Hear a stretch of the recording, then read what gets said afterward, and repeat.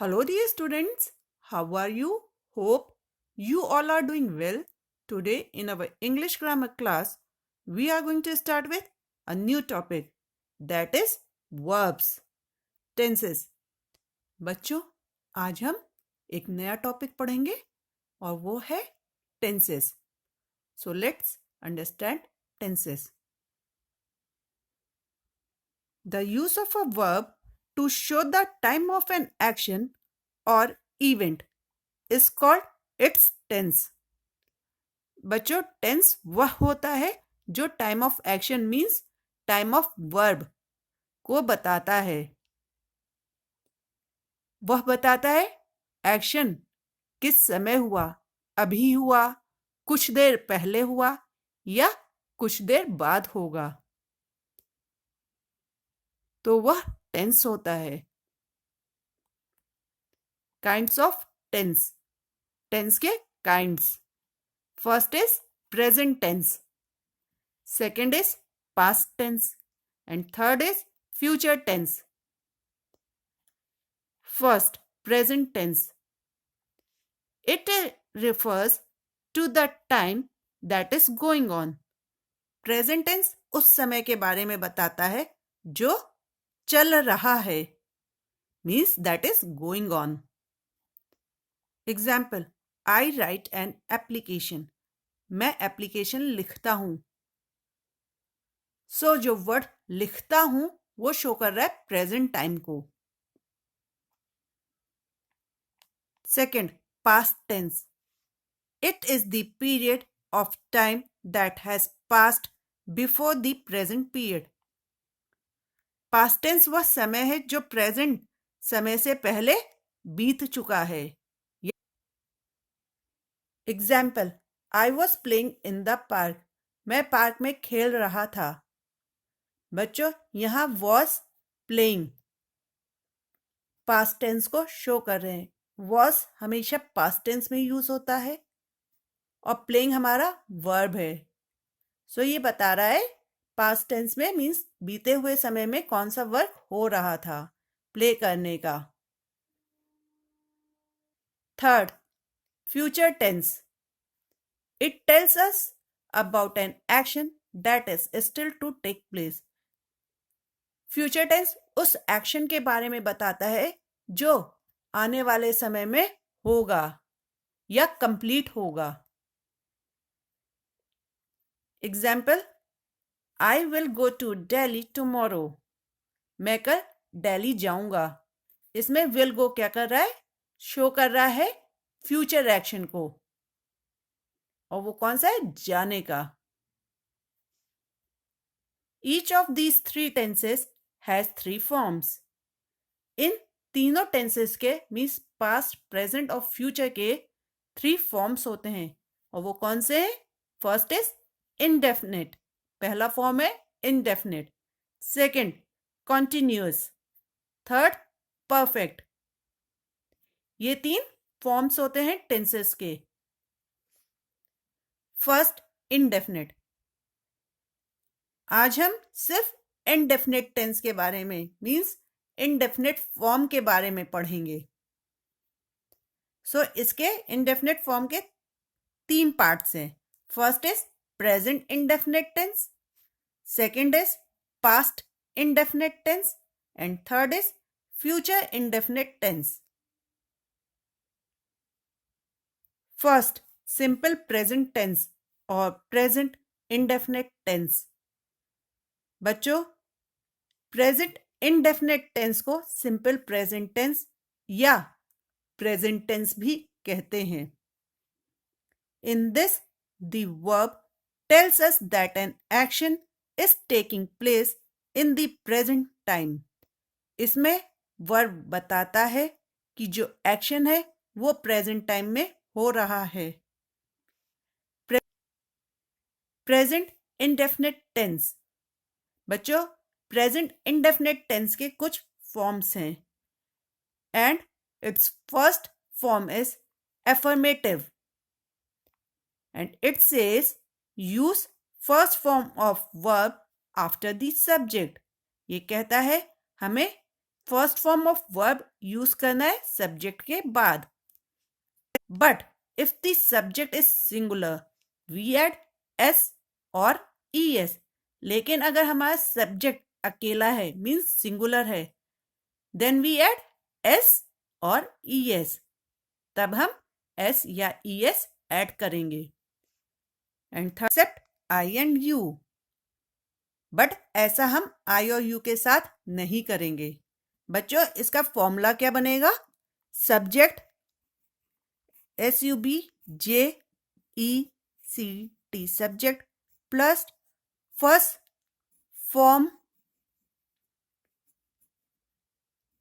Form of verb plus S/ES। Because अगर subject singular होगा तब हमें S और ES ऐड करना होगा प्लस ऑब्जेक्ट OBJECT। अब इसे एग्जाम्पल के साथ देखते हैं। ही प्लेस विथ अ बॉल। यहां ही क्या है? हमारा सब्जेक्ट। और फर्स्ट फॉर्म ऑफ वर्ब क्या है? प्ले। बट यहां ही सिंगुलर है इसलिए हमने प्ले के साथ एस यूज किया, प्लेस। और फिर हमारा object ball. So he place with a ball. Second, interrogative. इसमें क्या होता है? Let's C. Do oblique does is placed in the beginning of the sentence. Interrogative कहता है डू या डस हम लगाएंगे at the beginning means starting में सेंटेंस के। जब हम सेंटेंस स्टार्ट करेंगे तो हम डू या डस यूज करेंगे। Second point, we remove S/ES added to the verb. हमने जो वर्ब में S और ES ऐड किया था उसे हम रिमूव कर देंगे। सो हमारा फॉर्मूला क्या बनेगा? डू या डस, फिर उसमें हम क्या ऐड करेंगे? सब्जेक्ट SUBJECT सब्जेक्ट, फिर first form of verb. So first form of verb plus object OBJECT object. और लास्ट में क्या ऐड करेंगे हम? क्वेश्चन मार्क, क्योंकि ये इंट्रोगेटिव है और इंट्रोगेटिव में क्वेश्चन मार्क यूज होता है। बच्चों हम डस ही शी इट और सिंगुलर नाउन्स के साथ यूज करते हैं और डू हम आई वी दे यू और प्लूरल नाउन्स के साथ यूज करते हैं। Example, does he play with a ball. बच्चों यहां देखिए हमने पहले क्या यूज किया? डस। देन सब्जेक्ट क्या है? ही। फर्स्ट फॉर्म ऑफ वर्ब क्या है? प्ले। ऑब्जेक्ट क्या हमारा? बॉल। और लास्ट में question mark. So does he play with a ball? क्या वह बॉल से खेलता है? Third, negative. अब निगेटिव फॉर्म में क्या होता है? Let's see. First point, do not oblique does not is inserted before the first form of the verb. कह रहा है कि हम डू नॉट या does not first form of verb से पहले यूज करते हैं। Second, remove S/ES added to the verb. हम वर्ब में जो S और ES ऐड किया था उसे रिमूव कर देते हैं। सो इसका फॉर्मूला क्या बनेगा? Let's see. First subject SUBJECT subject plus do या डस DOES plus not plus first form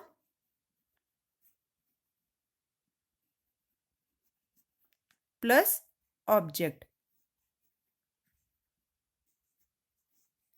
ये निगेटिव फॉर्म बनाने का फॉर्मूला है।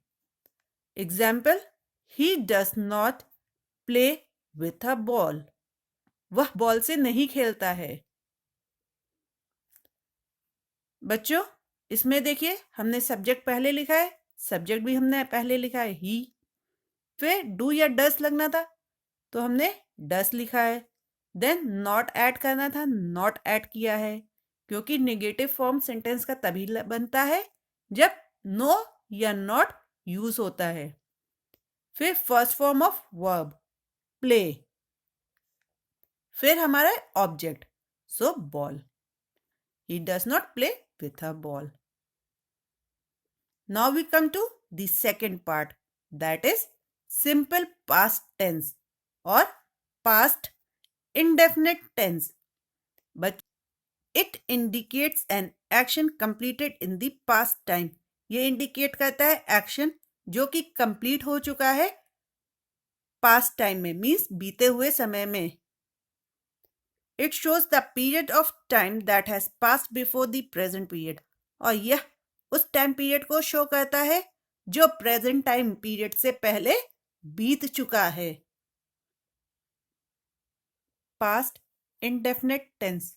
बच्चों, अब हम पास्ट इंडेफिनिट टेंस के फॉर्म्स पढ़ेंगे। First one is affirmative and it says use second form of verb after the subject।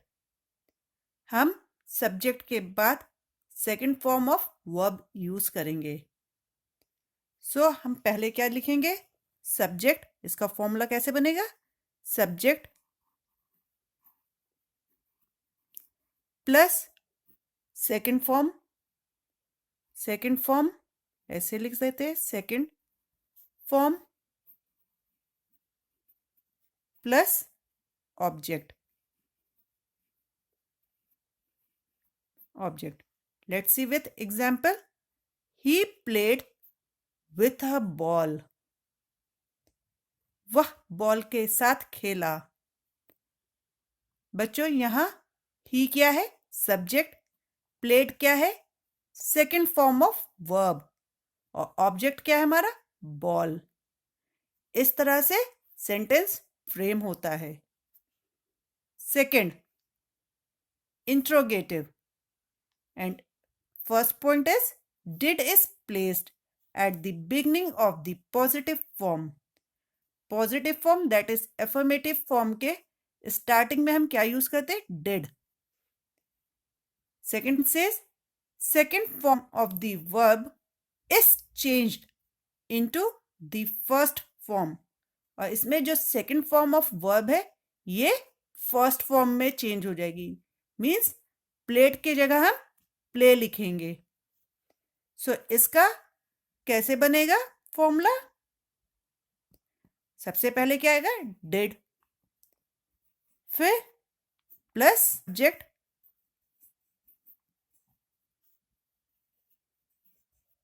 Then first form,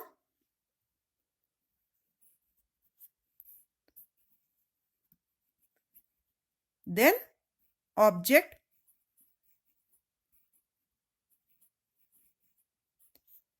और लास्ट में हम क्या ऐड करेंगे, क्वेश्चन मार्क, क्योंकि ये इंट्रोगेटिव है और इंट्रोगेटिव सेंटेंस में हमेशा क्वेश्चन मार्क यूज होता है। Example, did he play with a ball.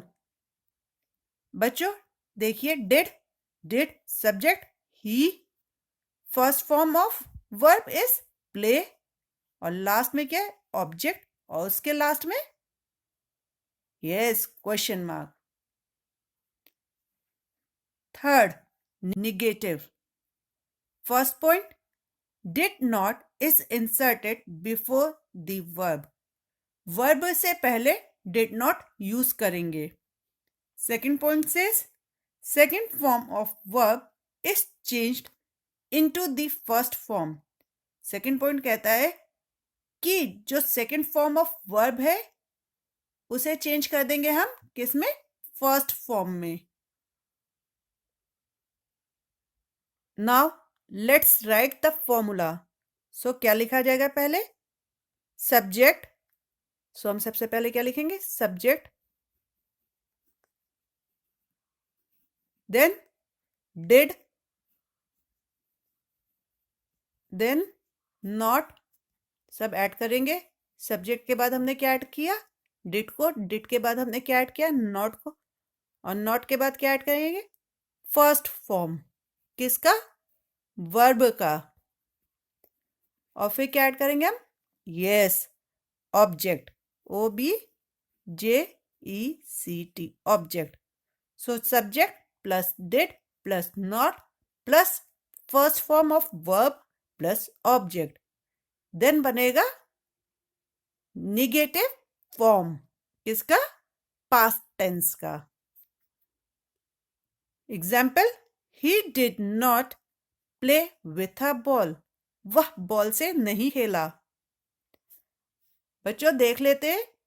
Subject he, did का did, not not, first form of verb play, object ball. He did not play with a ball.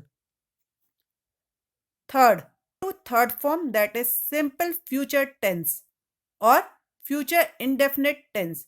बच्चों अब हम simple future tense या future indefinite tense के बारे में पढ़ेंगे। It tells about an action that is still to take place. Future tense बताता है उस एक्शन के बारे में जो अभी हुआ नहीं है, मीन्स अभी होना बाकी है।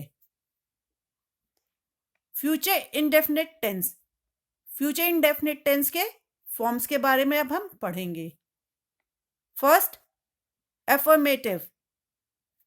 एफर्मेटिव का फर्स्ट पॉइंट, यूज शैल और will with the first form of the verb. हम शैल या विल को यूज करेंगे किसके साथ? फर्स्ट फॉर्म ऑफ वर्ब के साथ। Second point, generally shall is used with I and we, और अक्सर शैल आई और वी के साथ यूज किया जाता है। Third point, we use will with all other nouns and pronouns, और हम विल बाकी नाउन्स और प्रोनाउंस के साथ यूज करते हैं। सो इसका फॉर्मूला क्या बनेगा? Let's see. Subject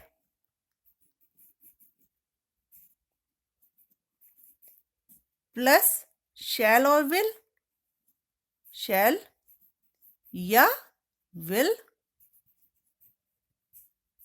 plus first form किसकी? यस, वर्ब की, plus object. So let's see example. Will play with a ball. बच्चों यह सेंटेंस इस फॉर्मूला के साथ मैच करता है या नहीं? Let's see. यहां सब्जेक्ट है, यहां ही है, देन शैल या विल। अभी हमने पढ़ा था आई और वी के साथ हम शैल यूज करते हैं और बाकी नाउन्स और प्रोनाउंस के साथ हम क्या यूज करते हैं? विल। सो ही हमारा प्रोनाउन है और हमने क्या यूज किया? Will. Then first form of verb that is play, last में object that is ball. So he play with a ball. इस तरह से ये सेंटेंस फ्रेम हुआ। Second, interrogative. First point, shall oblique will of the positive sentence is shifted to the beginning of the sentence. बच्चों interrogative में जो शैल और will positive sentence का था वह शिफ्ट कर दिया जाता है सबसे आगे, मीन्स सबसे पहले। सो लेट्स सी इसका फॉर्मूला क्या बनेगा। सबसे पहले क्या आएगा? शैल ओब्लिक विल, देन क्या ऐड करेंगे हम? सब्जेक्ट, देन फर्स्ट फॉर्म किसकी? यस, वर्ब की प्लस ऑब्जेक्ट प्लस लास्ट में क्वेश्चन मार्क। ये है हमारा formula. Now let's see example. Will he play with a ball? क्या वह बॉल से खेलेगा? लेट्स सी, मैच करते हैं फॉर्मूला में फिट हो रहा है कि नहीं। Will subject he, first form of verb play, last में क्या है ऑब्जेक्ट, और सबसे लास्ट में क्या है क्वेश्चन मार्क। यस, ये एक इंट्रोगेटिव फ्यूचर इंडेफिनिट टेंस है।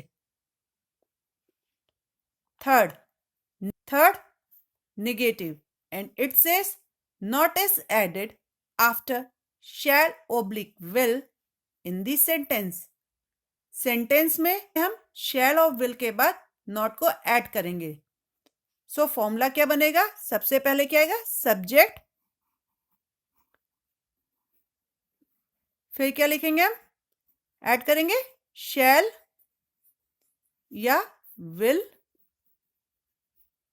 और अभी पढ़ा ना shall और will के बाद क्या ऐड होगा? not, और not के बाद क्या आएगा? yes, फर्स्ट फॉर्म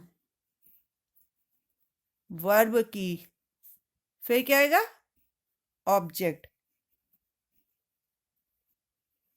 और इस तरह से हमारा he will not play with a ball, वह बॉल से नहीं खेलेगा।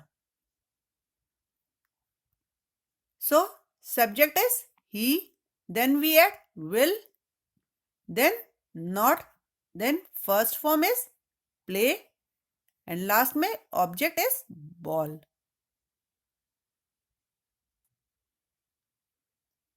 This all was about indefinite tense. Hope students, you all have understood this. Now go through this video twice or thrice so that you can understand this topic in a better way. Thank you.